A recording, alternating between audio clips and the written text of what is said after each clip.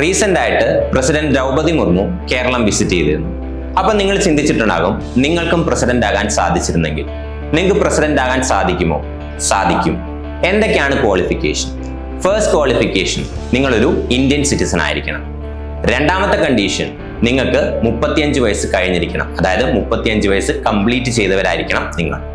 മൂന്നാമത്തെ ക്വാളിഫിക്കേഷൻ, ലോക്സഭയിലേക്ക് മെമ്പറായിട്ട് ഇലക്ട് ചെയ്യപ്പെടാൻ എന്തൊക്കെ ക്വാളിഫിക്കേഷൻ ആവശ്യമാണോ ആ ക്വാളിഫിക്കേഷൻ നിങ്ങൾക്ക് ഉണ്ടായിരിക്കണം.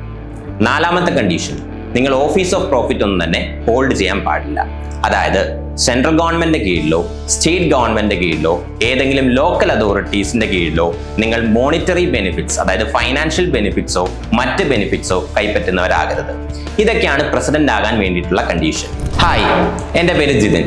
ഞാനാണ് നിങ്ങളുടെ പൊളിറ്റി ആൻഡ് എക്കോണമി ഫാക്കൽറ്റി. ഈ വരുന്ന നവംബർ 5 വെനസ്ഡേ രാത്രി 7 മണിക്ക് ദിശ ലേണിംഗ് ആപ്പിൽ പ്രസിഡന്റിനെ കുറിച്ചുള്ള ഡീറ്റെയിൽഡ് ക്ലാസ്സുമായിട്ട് ഞാൻ വരുന്നുണ്ട്. ഈ ഒരു ലൈവ് ക്ലാസ് ഫ്രീ ആയിട്ട് നിങ്ങൾക്ക് ആക്സസ് ചെയ്യാൻ സാധിക്കും ദിശ ലേണിംഗ് ആപ്പിൽ. അപ്പോൾ ഡേറ്റ് മറക്കണ്ട, നവംബർ 5 രാത്രി 7 മണി. വെനസ്ഡേ നമുക്ക് വീണ്ടും മീറ്റ് ചെയ്യാം.